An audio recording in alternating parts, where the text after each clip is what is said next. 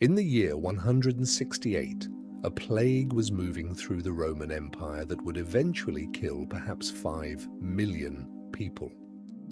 Marcus Aurelius, its emperor, spent much of his reign at war on the northern frontier, sleeping in military tents rather than palaces, while at home he buried child after child of the many born to him. More than half would not survive to adulthood. He was betrayed by a general he trusted. He inherited an empire in genuine crisis and held it together largely through sustained, grinding effort, with no assurance whatsoever that any of it would hold. And in the middle of all of this, not after it, not once it had safely passed, but in the middle of it, he sat down most evenings and wrote to himself, not for readers, not for history, which received these notebooks by accident centuries later.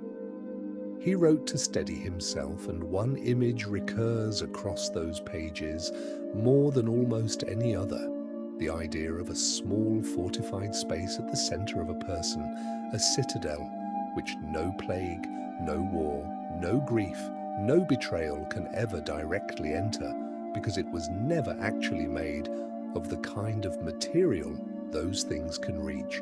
This can sound at first hearing like wishful thinking, the kind of comforting idea a person tells himself while the walls are, in fact, coming down around him. But Marcus was not a naive man, and he was not describing an escape from difficulty.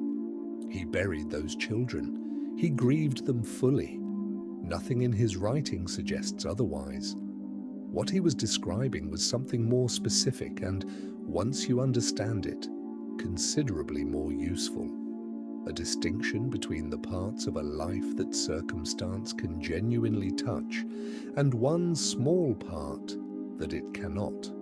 Not because that part is protected by luck or by distance from the chaos, but because of what it actually is. There is something worth sitting with in the fact that this idea did not come from a man protected by circumstance, free to philosophize from comfort. It came from someone living day after day inside the exact kind of prolonged difficulty most of us fear most: illness on a mass scale, war without a clear end, grief repeated more times than any parent should have to bear. If the citadel could be built there, in a military tent, by lamplight, with no assurance any of it would hold, then it was never a luxury reserved for easier lives than yours. It was, from the very beginning, built specifically for lives exactly as hard as the one you may currently be living. Tonight, we are going to look closely at that distinction and at how a person actually builds this citadel, brick by ordinary brick, using exactly the materials this series has been handing you since the beginning. The discipline to keep a promise regardless of feeling, the courage to walk into the small, frightening rooms life keeps presenting. Those were never separate projects. They were, all along, construction. This is the Inner Citadel. Chapter 1. The Citadel That Cannot Be Stormed. Let us begin with the claim itself, stated as plainly as Marcus stated it to himself. There exists, within every person, a single faculty that external events cannot directly touch, no matter how severe those events become. Not your body, that can be injured, imprisoned, aged, taken entirely. Not your reputation, that can be destroyed by a single rumor, fairly or not. Not your possessions, your position, the people you love, all of it, without exception, exists at the mercy of forces outside your control and can be diminished or removed regardless of how carefully you have tried to protect it. But your judgment, the faculty that decides what any of this actually means to you, what value to assign it, how to respond to it, belongs to you in a way nothing else does. This was the entire foundation of the distinction Epictetus taught, the one we have returned to across this series, some things are up to us and some things are not. The Citadel is simply this idea, given a physical image sturdy enough to actually live inside. A fortress with walls strong enough that events can surround it, batter against it, lay siege to everything outside it, and still fail to breach the one room at its center, where you decide, finally, what any of it means. It is worth being precise about what this claim is not saying, because it is easily misheard as something crueler than it is. It is not saying that pain does not hurt, that loss does not grieve, that injustice should not anger you. Marcus felt all of this, fully, by his own account. The Citadel does not prevent the siege from happening, and it does not make the person inside immune to feeling its pressure. What it protects is something more specific: your capacity to remain the author of your own response, rather than a passenger dragged entirely wherever the siege happens to push you. The walls can be pounded relentlessly. The room inside remains yours to furnish. His legal status, his judgment, the one thing his master, for all his power, was never actually able to reach. If the boundary holds there at that extremity, it is worth taking seriously as a boundary that might hold considerably closer to home as well. This is not a claim that circumstances do not matter, or that a wise person should pretend they do not. It is a far more modest and far more buildable claim that underneath every circumstance, however severe, there remains one room that was never actually circumstances to take in the first place, if, and this matters enormously, you have actually done the work of building its walls before the siege arrives. That work is what the rest of tonight is for. Chapter 2. The two kinds of events. There is a piece of Stoic reasoning so central to this entire tradition that Epictetus opened his most famous teaching with it, and it is worth stating with total clarity before we go further. It is not events themselves that disturb people, but the judgments they form about those events. This sounds, on first hearing, almost too simple to be useful. Of course, a difficult event is upsetting, you might reasonably object. What else would explain the disturbance, if not the event? But sit with a slightly closer examination. The same rainstorm ruins one person's wedding and delights a farmer whose crops were failing from drought. The same job loss devastates one person and, 6 months later, is described by another as the best thing that ever happened to them. Once a better position followed. The event, in each pair, was identical. What differed entirely was the judgment layered onto it, the story about what it meant, what it would lead to, what it said about the person to whom it happened. This does not mean judgment is instantaneous or easily changed in the heat of the moment. We are not claiming you can simply decide, mid-crisis, to feel differently by an act of pure will. What it means is something more useful for the actual practice of living, that the event and your judgment of it are two separate things, arriving in sequence rather than as one fused experience, and that a gap exists between them, however brief, in which something can be examined rather than simply endured. Most people never notice this gap exists at all, because judgment arrives so quickly on the heels of the event that the two feel indistinguishable. The bad news and the certainty that this is a catastrophe seem to land in the very same instant. Consider a delayed flight, examined as a small, low-stakes laboratory for this exact distinction. The bare event is simple. The departure time has moved later. Everything else, the sense of ruined plans, the irritation at the airline, the conviction that this always happens to me, is judgment added on top. and added so quickly that most travelers would insist, if asked, that the delay itself was the source of their frustration. But notice a traveler nearby who received the identical delay and is visibly entirely unbothered by it, reading, working, unhurried. The delay did not treat the two of them differently. Their judgments of it did. If this small, almost trivial event already reveals two entirely different citadels at work, it is worth wondering how much of what feels in larger moments like an unavoidable reaction is actually a judgment so practiced and so fast that it has simply stopped feeling like a choice at all. The practice, then, is not to prevent judgment from forming. That is neither possible nor desirable, since some judgments are entirely accurate and appropriately serious.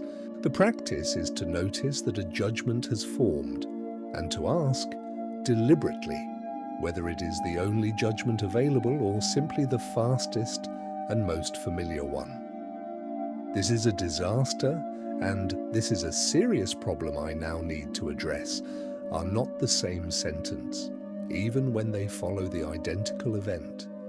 The first tends to close down thought, flooding the system with a finality that forecloses any next step.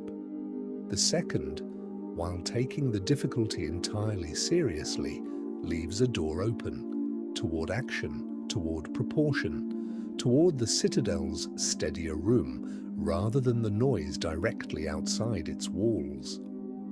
Marcus Aurelius returned to a version of this practice constantly in his notebook, reminding himself, in effect, to strip an event down to its bare facts before allowing any story to attach to it. A man has spoken harshly to you. That is the bare event. He has insulted me and shown he has no respect for me is judgment, arriving so quickly it feels like part of the event itself, though it is not. Separating the two, even imperfectly, even only sometimes, is the entire practice this chapter is asking you to begin, because it is the exact seam along which the citadel's walls are actually built, one noticed judgment at a time. Chapter 3. Why the walls feel thin at first. If you have tried, even briefly, to apply what the last two chapters describe, separating event from judgment, remembering that your response remains yours to author, you have likely noticed something discouraging.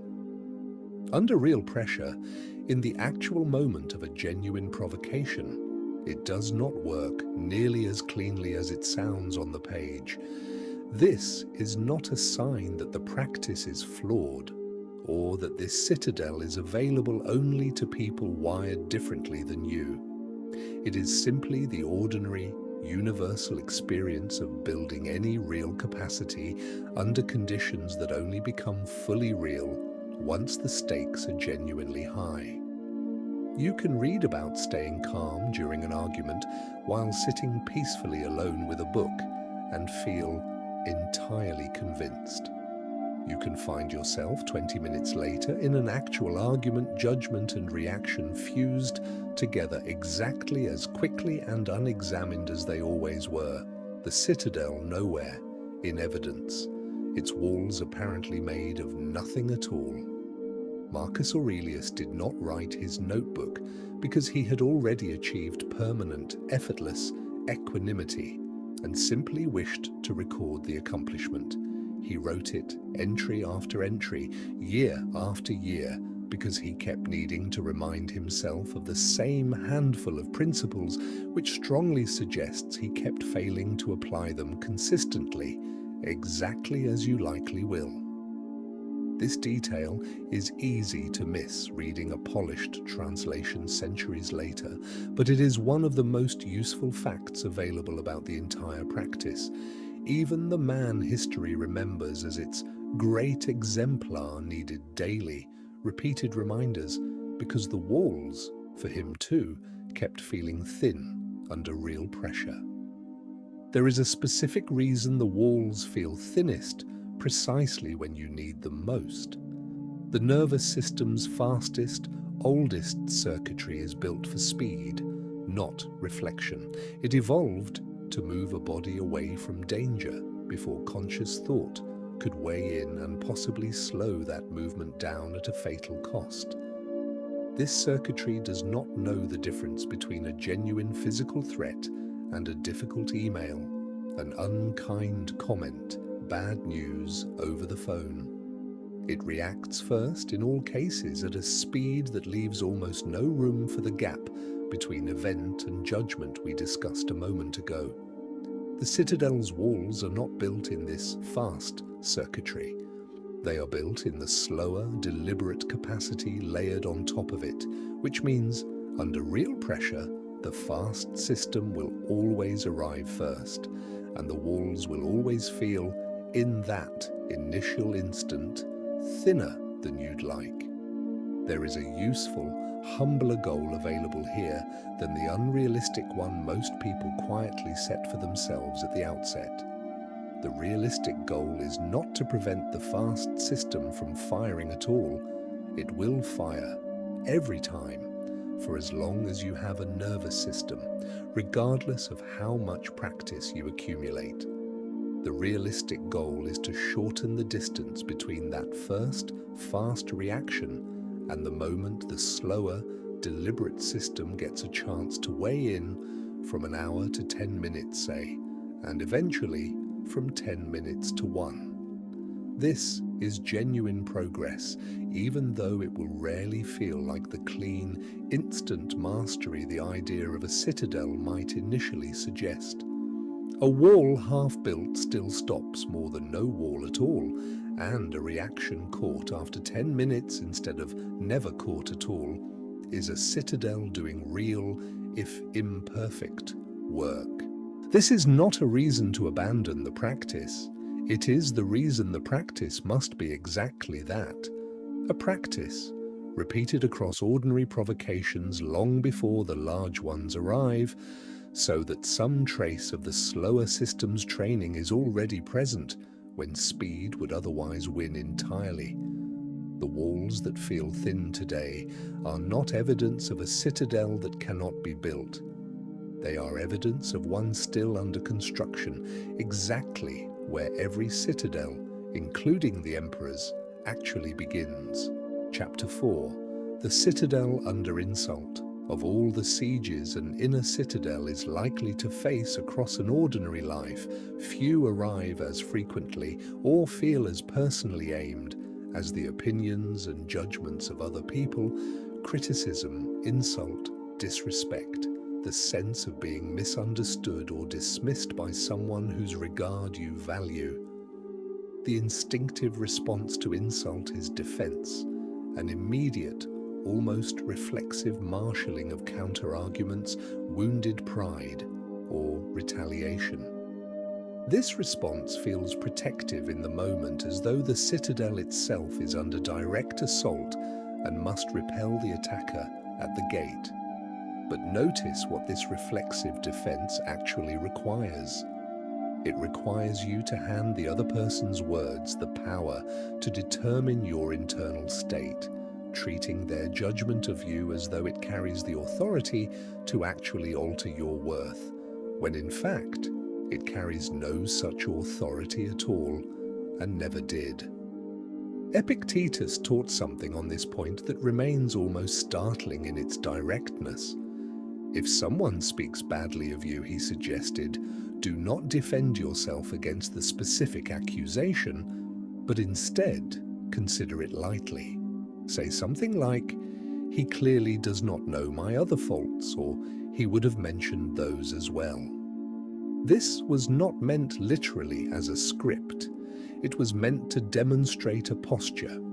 The insult, examined calmly rather than defensively, is simply information about the speaker's opinion, accurate or not, informed or not, kind or not.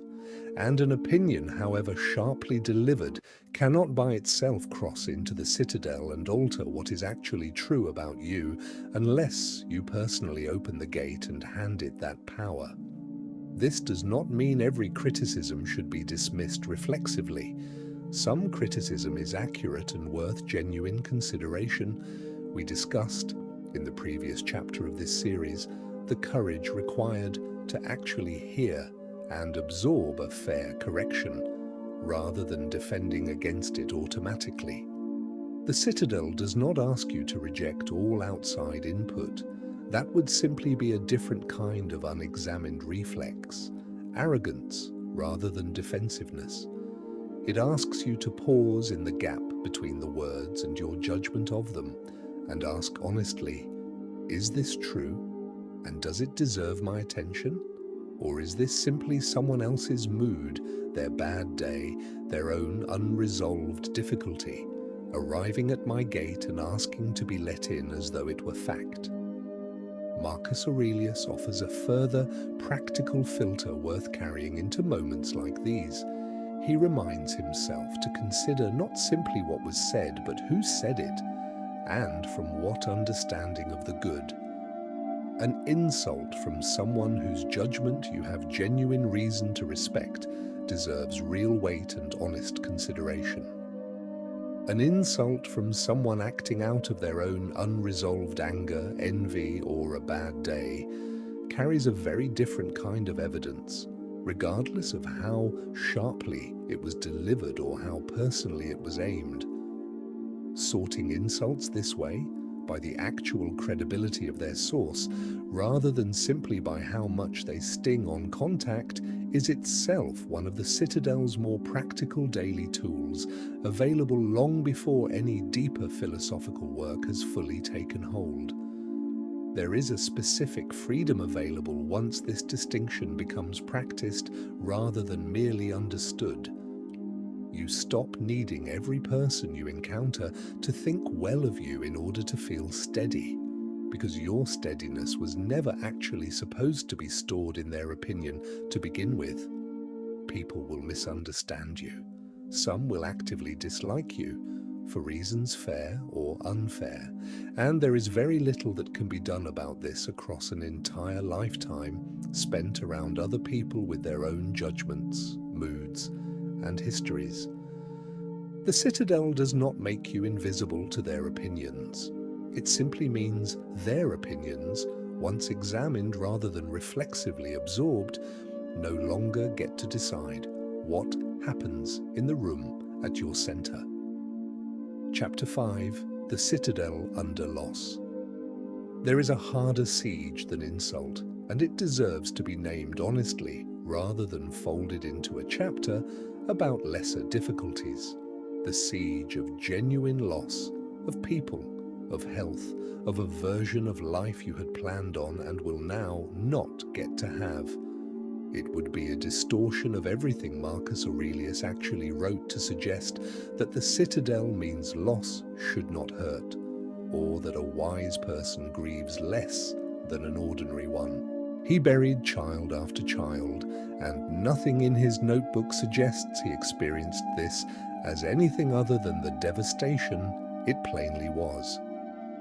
The Citadel was never offered as an alternative to grief. It was offered as the one steady room available, even while grief moves fully and legitimately through every other part of the structure. This distinction matters because it is so often misunderstood by newcomers to this philosophy as a demand for emotional suppression, as though the goal were to feel loss less, to arrive more quickly at acceptance, to skip the difficult middle of genuine mourning in favor of a philosophically tidy calm. This was never the actual teaching, and pursuing it this way tends to produce not equanimity but a brittle, performed calm that eventually cracks, often at considerable cost, because real feeling was never allowed its room in the first place. Seneca, writing letters of consolation to grieving friends, did not instruct them to stop grieving. He grieved openly himself, by his own account, while still maintaining that something in him remained capable of continuing forward, regardless. What the Citadel actually protects in the specific case of loss is not your feeling, but your remaining agency, the capacity to still choose, still act, still decide what the remainder of your life will be built around, even while grief is fully present and fully honored. A person without any citadel at all tends to experience severe loss as total. Not only is the lost thing gone, but the entire self built around it collapses along with it, leaving nothing steady from which to continue. A person with even a partially built citadel experiences the same real loss, the same real grief, and discovers, often to their own surprise, that something underneath it all remained intact enough to eventually stand back up. Not quickly, not without real cost, but eventually, because that deeper room was never actually where the loss occurred. This is worth naming plainly for anyone at the stage of life where loss has stopped being a distant hypothetical and started becoming a recurring, familiar visitor. The friends who no longer call because they are no longer here to, the particular grief of outliving people you assumed would outlive you. There is no version of the citadel that makes this easier in the sense of hurting less, but there is a real, meaningful difference between grieving a loss while a deeper room remains standing, still capable of finding a reason to get up tomorrow, and grieving a loss that has taken the entire structure down with it, leaving nothing from which the next day can even be approached. The first is still devastating. It is not, however, also a second collapse layered on top of the first. This is, in the end, close to what the earlier chapter on meaning in this series was already teaching, approached now from a different angle. Viktor Frankl lost nearly everything a person can lose and found in the losing that something remained. Not comfort, not the absence of grief, but a residue of agency that circumstance had not managed to fully claim. The citadel is simply the architecture behind that same discovery, made deliberate and buildable rather than left to be found only by those forced into the most extreme tests of it. Better, always, to have begun building before the siege of genuine loss arrives, not to prevent the grief, which it cannot and should not try to prevent, but to ensure that something remains standing once the grief has finally, in its own time, begun to pass. Chapter 6. The Citadel Under Your Own Mistakes. There is a particular siege that comes not from outside the walls, but from within them. The relentless replaying of your own errors, the specific and often disproportionate cruelty many of us reserve exclusively for ourselves. A friend's mistake is quickly forgiven, contextualized, understood. Your own identical mistake, replayed at 2 in the morning, tends to receive none of that same generosity. This internal siege is, in some ways, more dangerous to the citadel than any external one, because it does not announce itself as an attacker. It arrives disguised as accountability, as high standards, as simply being honest with yourself. And because it wears this disguise, it rarely gets challenged the way an outside insult eventually does. A person will defend themselves against an unfair accusation from a stranger far more readily than against the same accusation, repeated nightly, in their own voice. Marcus Aurelius held himself to genuinely demanding standards. His notebook is full of self-correction, full of dissatisfaction with his own lapses in patience, discipline, and virtue. But notice the tone in which this self-correction actually occurs. Not the tone of a man tearing himself down, but the tone of a teacher patiently redirecting a student who is expected to stumble and expected to keep trying regardless. He treats his own faults as material to work with, not as evidence of some deeper, fixed unworthiness.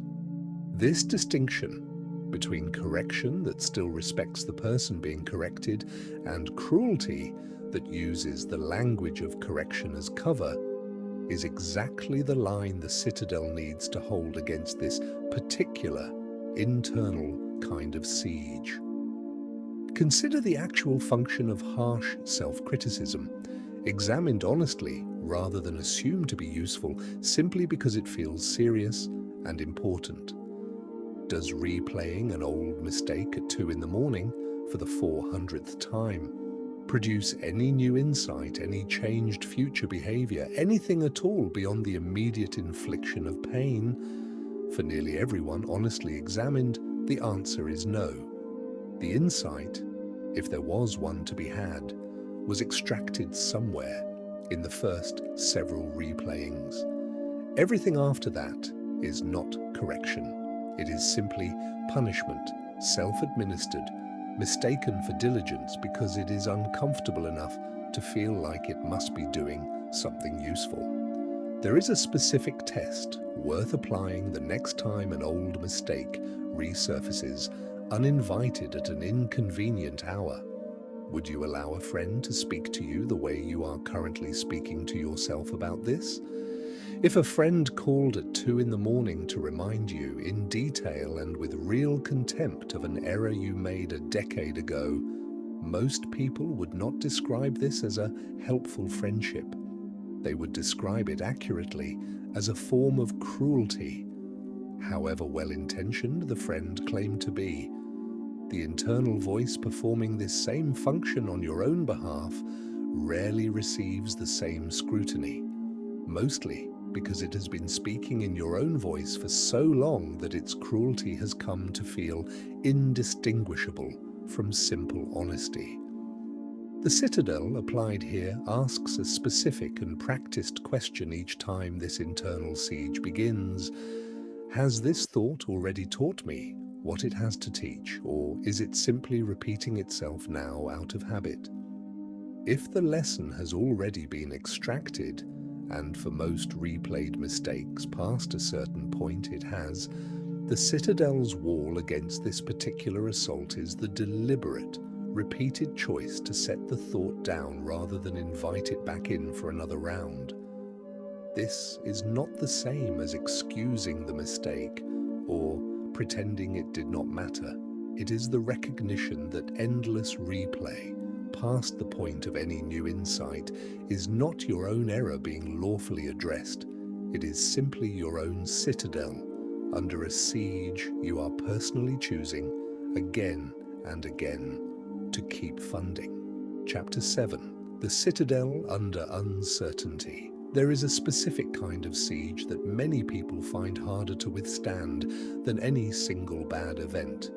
The prolonged, unresolved uncertainty of not yet knowing how something will turn out, a health concern awaiting test results, a financial situation not yet settled, a relationship whose future remains genuinely unclear. Uncertainty is, in some respects, a more difficult opponent than a clear bad outcome, because it offers the mind nothing concrete to actually work with. A clear loss, however painful, can eventually be assessed, grieved, and responded to. Uncertainty offers no such foothold. It simply loops, endlessly generating possible futures, most of them worse than what will likely occur, each one demanding to be considered, prepared for, feared in advance, without ever resolving into something the mind can finally set down. The instinct, under uncertainty, is to try to resolve it prematurely through sheer mental effort, to think harder, to imagine every possible outcome in advance, as though enough anticipatory suffering might somehow soften the eventual blow, or enough vigilant worrying might function as a kind of insurance against the worst outcome actually occurring. This instinct is understandable and almost universal. It is also, examined honestly, entirely unproductive. The outcome, whatever it turns out to be, arrives on its own schedule entirely unaffected by how much anticipatory suffering preceded it. All the worry accomplishes is ensuring that the difficult period, whenever it eventually arrives, is preceded by an equally difficult period of imagined difficulty that may never even resemble what actually occurs. The Stoic response to uncertainty is not false optimism, and it is not the demand that you stop caring about the outcome. It is a more precise redirection of attention. Since the actual outcome remains, by definition, outside your control until it arrives, the Citadel's task during uncertainty is to focus attention entirely on what remains available to you right now, today, regardless of how the uncertain matter eventually resolves. What can be prepared, practically, without needing to know the outcome first? What remains true and good in your life, regardless of how this particular matter turns out? What is today actually asking of you, separate entirely from the unresolved question hanging over it?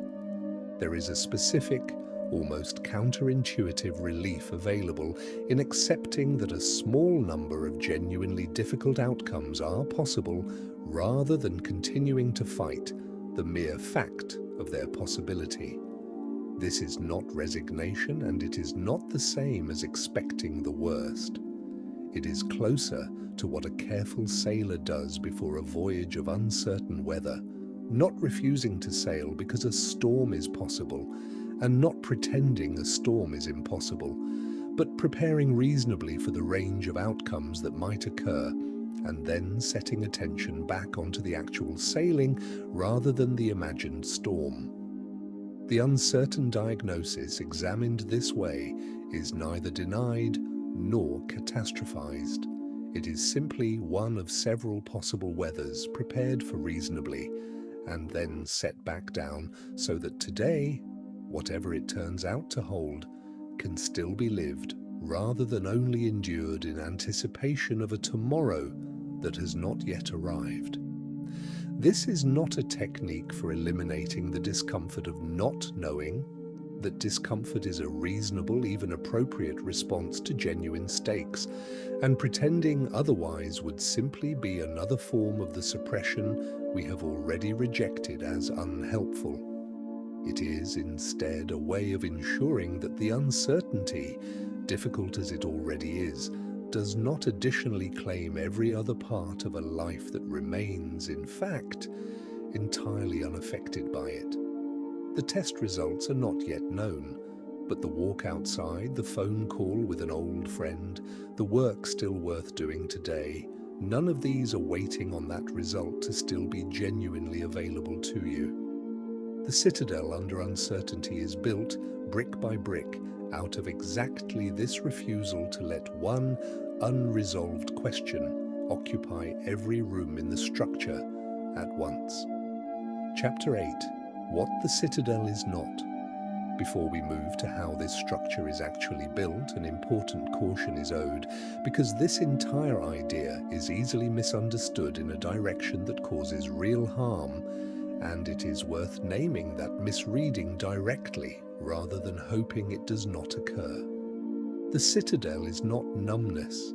It is not the studied, hollow calm of a person who has simply stopped feeling, mistaking the absence of emotion for the presence of wisdom. Every example across this chapter has assumed and depended upon real feeling remaining fully present, grief that is actually grieved, insult that actually stings on first contact, uncertainty that actually produces real discomfort. A citadel built by suppressing feeling rather than by examining judgment is not a citadel at all. The curious thing about the past, you see, is that it never truly stays buried. It echoes through the generations, waiting for us to... However similar the two can look from the outside. Nor is the citadel isolation, the withdrawal from other people that sometimes gets mistaken for self-sufficiency, particularly by those drawn to philosophy, as an excuse to need no one. Marcus Aurelius, for all his private reflection, remained deeply embedded in relationships, obligations, and the messy, ongoing business of governing alongside other flawed people he could not simply retreat from. The Citadel was never meant as a wall between you and other people. It is a wall between you and the demand that other people, or outside events generally, must arrange themselves favorably before you are permitted to feel steady. These are entirely different structures, and confusing them tends to produce a person who has stopped needing others in a way that reads, to everyone around them, less like wisdom and more like a quiet, concerning absence. There is a third, subtler misreading worth naming as well. The Citadel is not indifference to outcomes, dressed up in philosophical language to excuse simply not trying. Some who encounter this idea use it as cover for apathy. Since the outcome is not fully within my control, they reason, why exert full effort toward it at all? This gets the entire teaching backward. The Stoics were, without exception, people of enormous effort and engagement with the world. Marcus governed an empire. Seneca ran a household and advised emperors. Epictetus taught for decades. The Citadel does not reduce your effort toward outcomes. It changes your relationship to the outcome once your genuine effort has already been given, so that having tried fully, you are not then also required to be internally destroyed by whatever the outcome turns out to be, regardless of how much of it was ever actually yours to determine. A useful image for holding these two things together, full effort and steady equanimity about the outcome, comes from the Stoic's own comparison to an archer. The archer trains seriously, aims carefully, and releases the arrow with complete effort and skill. But the wind that catches the arrow mid-flight, the sudden movement of the target, the small variables no archer can fully control in the final instant, these belong to a different category entirely, and a wise archer does not consider their character or worth diminished when the wind, rather than their aim, decides the final result. The full effort was theirs. The outcome was only ever partly so. Confusing the two, feeling as though you did not really try unless the outcome also cooperated, is precisely the error the Citadel exists to correct, without ever asking you to aim less carefully in the first place. Keep this caution close as you continue building. A citadel that leaves you feeling less, connecting less, and trying less is not the structure this series has been describing. It is a different, lesser thing wearing the same name. The real citadel leaves you feeling everything fully, engaging with everyone honestly, and trying with complete effort, while protecting, underneath all of that full engagement, one room that remains yours, regardless of how any particular day turns out. Chapter 9. Building the Walls Delay. Everything discussed tonight remains until this point mostly a description, an account of what the Citadel is and what it is not. The actual building of it happens through specific, repeated, almost unglamorous daily practices, several of which this series has already handed you without naming them as construction at the time. Begin each morning, as Marcus Aurelius did, with a brief, deliberate anticipation of the day's likely difficulties, not to summon dread, but to remove the element of surprise that so often turns an ordinary frustration into a full breach of the walls. He reminded himself, most mornings, that he would likely encounter rudeness, ingratitude, and difficult people before the day was through, and that this was simply the ordinary texture of being around other people, not a personal betrayal each time it occurred. This small rehearsal does something specific and useful. It moves the first encounter with difficulty from a surprise attack, against which the walls are least prepared, to an expected weather pattern against which they were already braced. Return throughout the day to the gap between event and judgment discussed earlier, not as a single grand practice performed once, but as a small pause repeated dozens of times across an ordinary day, each time something lands with more force than the bare facts alone would justify. This is not a large or dramatic intervention. It can be as brief as a single breath taken before responding, a silent question asked internally. Is this the event? Or is this my judgment about the event arriving so quickly it felt like the same thing? Repeated often enough, this small pause becomes less effortful and more automatic, exactly the way any other practiced skill eventually does. Close each evening, as several Stoic writers recommended, with a brief and honest review, not a self-flagellating audit of every failure, which we have already rejected as unhelpful, but a genuine, curious look back. Where did the walls hold today, and where did they not? What provocation caught you by surprise, and what would meeting it better tomorrow actually require? This nightly review is not about accumulating guilt.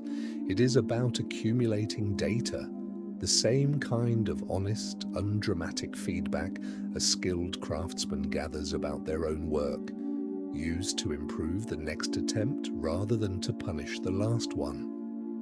None of these three practices, the morning anticipation, the daily pause, the evening review, requires more than a handful of minutes, and none of them requires any special circumstance to begin. This matters because many people postpone this kind of work, waiting for a quieter season of life that will supposedly be more conducive to it. After retirement, after the grandchildren visit less often, after some current difficulty finally resolves. But the Citadel is not built during quiet seasons for use during difficult ones. It is built during whatever season you are actually in, difficult or otherwise, using the actual material that season provides. There is no more convenient later version of today waiting to be more suitable for beginning this than today itself already is. There is a fourth practice worth adding to these three, one Marcus returned to often, what later readers have called the view from above, deliberately imagining your current circumstance from a wide, almost aerial distance, as though observing your own life, your city, even your entire era, from far enough away that today's urgent crisis becomes one small, passing moment within something considerably larger. This is not meant to diminish real stakes or suggest your difficulties do not matter.